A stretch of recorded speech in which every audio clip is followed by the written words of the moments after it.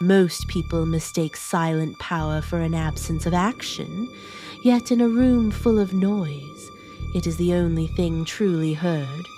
You've seen this space before. A dinner table where everyone is leaning in, a boardroom where voices are climbing over one another, or a social circle where the air is thick with the scent of unrefined effort. They are all competing for a gaze that never quite settles on them. Amidst this brutal reality, there is one person who remains perfectly still. He isn't waiting for his turn to speak. He isn't rehearsing a witty retort or adjusting his posture to be seen. He is simply there. Most men are invisible because they try too hard to exist. He is impossible to ignore because he has stopped trying. True dark psychology reveals that attention retreats from desperation. It flows toward the void. He rehearsed the opening line while staring at his reflection in the elevator doors. Not because the words were complex, but because he had already decided that his natural presence was a deficit that required a bridge. This is the brutal reality of modern social dynamics. Most men have fundamentally confused the outward expression of confidence with its internal architecture. They believe that power is a broadcast, a series of signals sent out to be decoded by a waiting audience. But dark psychology suggests a colder truth. Real psychological groundedness does not announce itself. It does not perform. It simply occupies space without the need for an apology or an exhibition. You have seen this man. He is nearly composed. He nods a fraction of a second too eagerly during a conversation he isn't truly leading. He fills a silence before it has even had the chance to become uncomfortable. He adds small, unnecessary qualifications to his statements, as if preemptively defending himself against a critique that hasn't been voiced. These micro-performances are subtle, almost invisible to the casual observer, yet they leave a distinct residue. They reveal a man who is still waiting for an answer to a question he hasn't dared to ask. Do you see me yet? In a social circle, notice the moment someone says something genuinely profound. A heavy, intelligent silence follows. Watch who speaks first to dissolve it. The one who breaks the stillness is rarely the one in control. He is the one whose nervous system cannot bear the weight of being unmanaged.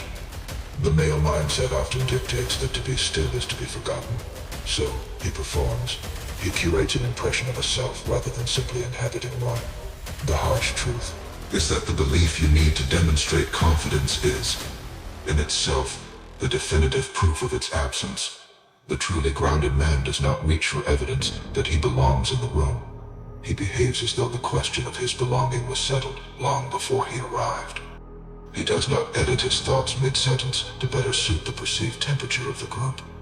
Most men live their lives as the editors of their own story, constantly cutting and splicing their personality to maintain a specific narrative arc. But the editing is precisely what others feel. It creates a friction, a subtle sense of inauthenticity that people sense but can rarely name. It is an exhausting way to exist. Managing the impression of a self is a full-time job with no retirement. You begin to realize that the energy cost of this performance has drained the very life out of the identity you are trying to protect. Most men do not perform confidence to impress the world.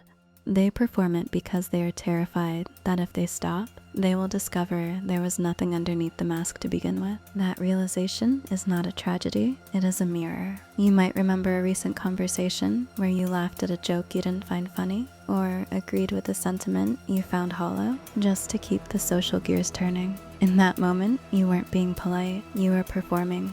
You were hiding. The silent power you were seeking wasn't lost because you weren't loud enough. It was lost the moment you decided that being yourself was a risk you couldn't afford to take.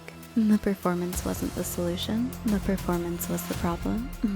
You've likely seen this man at a social gathering, or perhaps you've been him. When asked what he doesn't just answer. He offers a portfolio. 3 separate job titles, a side project, and a casual mention of a city he visited last summer, all delivered before the other person has finished their first sip of a drink. He can feel the listener's attention beginning to drift after the second sentence, and yet He continues. He speaks faster to reclaim a gaze that was never truly his. In the world of dark psychology, this isn't just conversation. It is a desperate broadcast. Most men are driven by a quiet, vibrating anxiety that follows them into every room. The frantic need to be found interesting. This behavior isn't always as loud as bragging. Often, it is much subtler. It is the unprompted explanation of a decision no one questioned. It is the specific reference dropped into a story, not because it adds value, but because it makes the speaker visible. We have all lived these moments.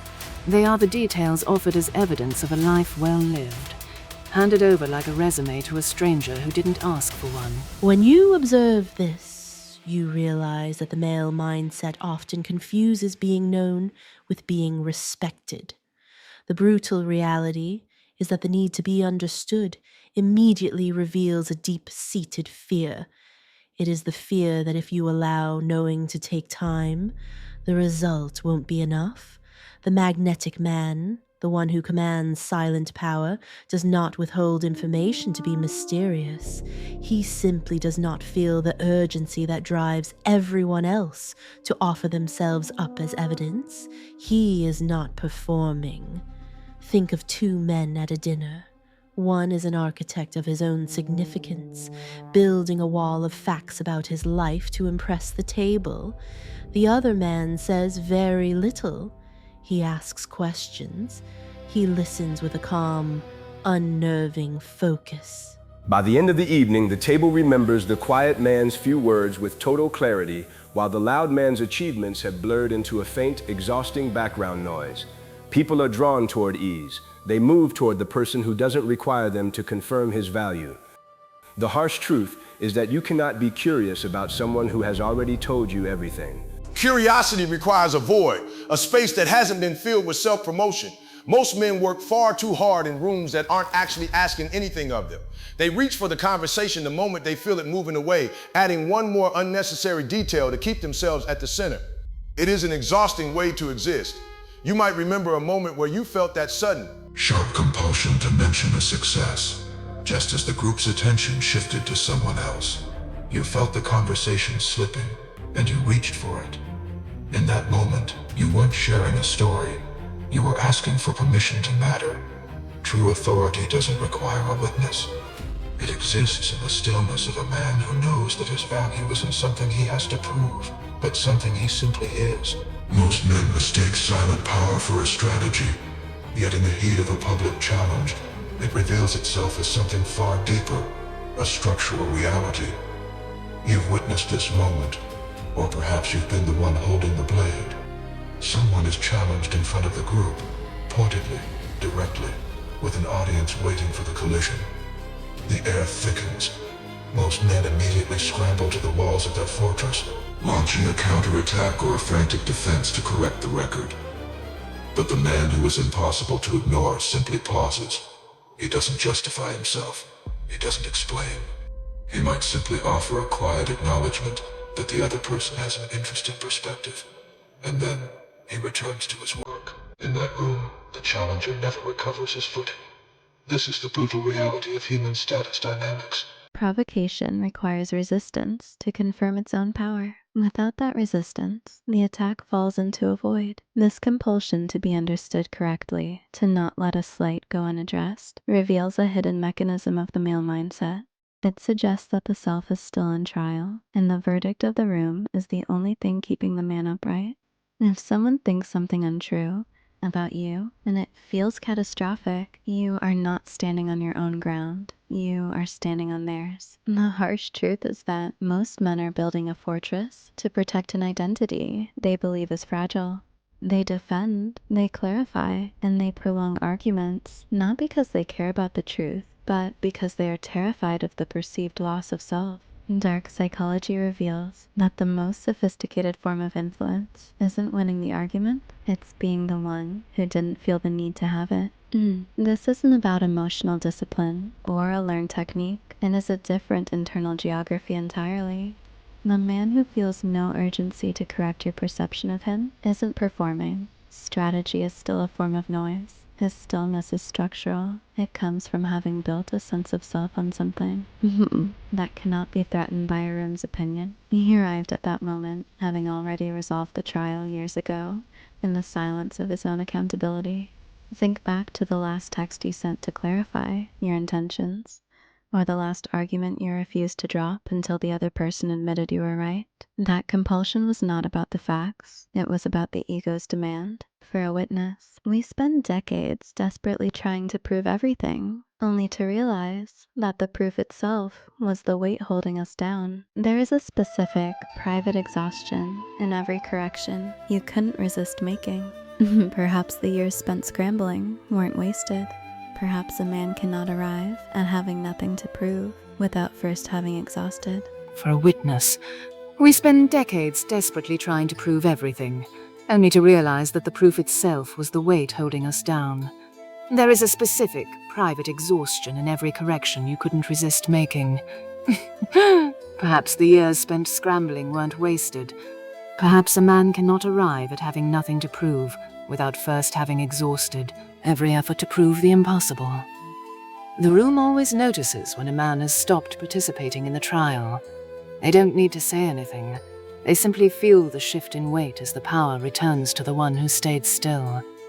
Most men are still building themselves from the outside in. The question is, what are you still defending? He had spent 15 years constructing a self that would survive scrutiny, the career, the selective vocabulary, the posture maintained with such precision that it appeared almost natural. All of it was a monument to the man he wanted the world to see. Then, one Tuesday evening, alone in the quiet of his own home, he realized he had no idea who he was when no one was looking. This was not a midlife crisis. It was the first honest thought he had encountered in a decade. This brutal reality is where most men find themselves, standing in the middle of an impressive life only to find no one is actually home. The harsh truth about presence is that it cannot be built. We spend our lives studying social dynamics, searching for the right levers of influence and the mechanics of silent power, yet we miss the foundation. Every strategy you have ever used to become someone worth noticing is, by definition, a performance, and performances require an audience. But what happens when the theater is empty? For most, the answer is a hollow, ringing silence. That silence is not an absence, it is a measurement. The male mindset is often terrified of being ignored, but the deeper, more unsettling fear is being alone with the version of yourself that exists when the mask is off. You have likely experienced this. The moment you put down your phone and the digital audience vanishes, the second the door closes after a social gathering where you were the center of attention, a specific cold discomfort begins to rise. It is the realization that you have been managing the impression of a self rather than simply inhabiting one. We look at men who are genuinely impossible to ignore, and we study their behavior in rooms. We watch how they speak, how they listen, how they move, but we are watching the wrong thing. The gravity they carry was not forged in public. It was forged in the long, unseen hours of becoming comfortable with their own weight. They are not calm because they are disciplined. They are calm because they have stopped searching for evidence of their own value in the eyes of strangers. You cannot project what you have not yet inhabited. Every form of charisma and presence that actually lasts begins as a private act of self-acceptance, so unglamorous and unseen that most men skip it entirely. They want the result without the process. They want the echo without the sound. But the rooms you walk into are almost beside the point. What happens in them is just a reflection of what has already happened in the dark. The path toward true authority does not begin with a better vocabulary or a more imposing frame. It begins in the willingness to sit with your unperformed self long enough to stop finding it unbearable. Sit in a room alone. No phone.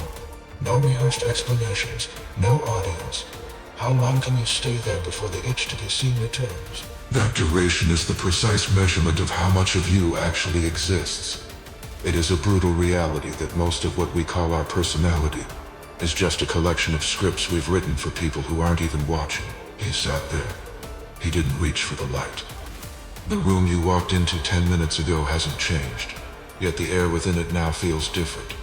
You've spent years believing that authority is something you must add, more achievements, more words, more presence. But the brutal reality is that the man impossible to ignore wasn't doing something different than you. He was simply finished doing the things you haven't yet stopped. True silent power isn't a mountain you climb. It is the ground that remains after the performance has been stripped away.